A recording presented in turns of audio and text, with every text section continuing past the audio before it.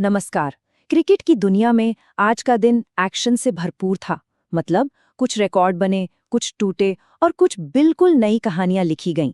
तो चलिए आज की सबसे बड़ी खबरों पर एक नजर डालते हैं।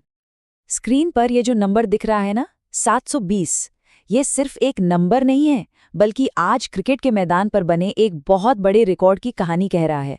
कोई अंदाजा है कि ये किस बारे में हो सकता है? चलिए इस रात से पर्दा उठाते हैं।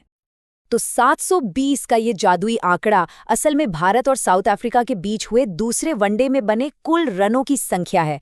ये मैच किसी रन उत्सव से कम था ही नहीं, जहां दोनों टीमों ने मिलकर सच में रनों का पहाड़ खड़ा कर दिया। और ये रहा मैच का नतीजा। भारत ने पहले बैटिंग करके 358 रनों का एक विशाल स्कोर बनाया। लगा कि ये स्कोर तो किसी भी टीम के लिए बहुत मुश्किल होगा, लेकिन साउथ अफ्रीका ने तो हार मानी ही नहीं और 6 विकेट खोकर इस असंभव से लगने वाले लक्ष्य को हासिल कर लिया। क्या कमाल का चेस था ये। भारत की इस बड़ी पारी की नींव रखी थी किंग कोहली ने। उन्होंने 102 रनों की एक और जबरदस्त सेंचुरी लगाई, जिसने भारत को एक मजबूत स्कोर तक पहुंचाया और साउथ अफ्रीका के लिए एक बड़ी चुनौती पेश की। और हाँ, कोहली का साथ दिया युवा बल्लेबाज ऋतुराज गायकवाड़ ने। उन्होंने भी 105 रनों की एक बेहतरीन पारी खेली। मतलब इन दो शतकों ने मिलकर भारत की बल्लेबाजी को वो मजबूती दी जिसे तोड़ना किसी भी टीम के लिए मुश्किल लग रहा था। लेकिन कहते हैं ना, कहानी का असली हीरो कोई और ही था। साउथ अफ्रीका के लिए एडन मार्क्रम ने 110 रनों की एक ऐसी मैच जीताऊ पारी खेली जिसने भारत के हाथ से जीत छीन ली और इस ऐतिहासिक रन चेस को मुमकिन बना दिया। तो वनडे के इस रोमांच से अब सीधा चलते हैं टेस्ट क्रिकेट की दुनिया में, जहां गाबा के मैदान पर एशेज के दूसरे टेस्ट का पहला दिन भाई तनाव और उम्मीदों से भरा हुआ था।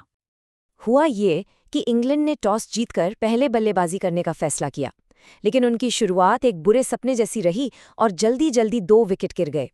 फिर जैक क्रॉली और कप्तान जो रूट ने मिलकर पारी को संभाला और दिन का खेल खत्म होने तक टीम को एक ठीक-ठाक पोजीशन में पहुंचा दिया। तो इस स्लाइड में दिन के सबसे अहम खिलाड़ी देखे जा सकते हैं। एक तरफ इंग्लैंड के जैक क्रॉली ने 57 और जो रूट ने 32 रन बनाए, तो वहीं दूसरी तरफ ऑस्ट्रेलिया के मिचेल स्टार्क ने अपनी तेज गेंदबाजी से 2 शुरुआती विकेट लेकर इंग्लैंड को जबरदस्त दबाव में डाल दिया था। अब हम चलते हैं क्राइस्टचर्च, जहां न्यूजीलैंड ने वेस्टइंडीज के खिलाफ टेस्ट मैच में अपनी पकड़ इतनी मजबूत कर ली है कि उसे तोड़ना लगभग नामुमकिन सा लग रहा है। न्यूजीलैंड के इस दबदबे की पूरी कहानी कहती है ये संख्या 279। ये असल में तीसरे विकेट के लिए हुई वो विशाल साझेदारी थी जिसने वेस्टइंडीज को इस मैच से लगभग बाहर ही कर दिया है। और इस साझेदारी के हीरो कौन थे? टॉम लैथम और सचिन रविंद्र। लैथम ने 145 रन बनाए और रविंद्र ने तो 176 रनों की एक यादगार पारी खेल डाली। इन दोनों ने मिलकर एक ऐसी मजबूत नींव रखी जिस पर न्यूजीलैंड ने एक बहुत बड़ा स्कोर खड़ा कर दिया। और इस विशाल साझेदारी का नतीजा क्या निकला? नतीजा ये कि न्यूजीलैंड ने 481 रनों की एक इतनी बड़ी बढ़त हासिल कर ली है, जहां से वेस्टइंडीज के लिए वापसी करना किसी चमत्कार से कम नहीं होगा। चलिए अब मैदान की गहमागहमी से थोड़ा हटकर एक ऐसी बड़ी घोषणा की बात करते हैं जिसने भारतीय क्रिकेट में काफी हलचल मचा दी है। बीसीसीआई ने साउथ अफ्रीका के खिलाफ होने वाली T20 सीरीज के लिए भारतीय टीम का ऐलान कर दिया है। और इस 14 सदस्यीय टीम में कुछ बड़े और कह सकते हैं चौंकाने वाले बदलाव हैं। हार्दिक पांड्या की वापसी हुई है, शुभमन गिल को उप कप्तान बनाया गया है, लेकिन रिंकू सिंह और नीतीश रेड्डी जैसे खिलाड़ियों को टीम में जगह नहीं मिली है। इसने कई सवाल खड़े कर दिए हैं। तो इन बदलावों को देखते हुए सबसे बड़ा सवाल तो यही उठता है, क्या ये नई टीम साउथ अफ्रीका की मजबूत टीम को उन्हीं की धरती पर जाके टक्कर दे पाएगी? तो संक्षेप में कहें तो आज की क्रिकेट कहानी कुछ ऐसी थी। एक रिकॉर्ड तोड़ने वाला वनडे चेज, एशेज की तनाव भरी शुरुआत, कीवियों का एक तरफा दबदबा और भारत की एक नई और कुछ हद तक हैरान करने वाली T20 टीम।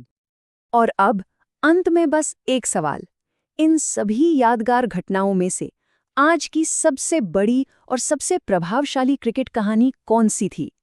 क्या वो एक रिकॉर्ड चेज था या फिर एक नई टीम का ऐलान? सोचने वाली बात है कि आज के दिन की सबसे बड़ी छाप कौन सी घटना छोड़ गई।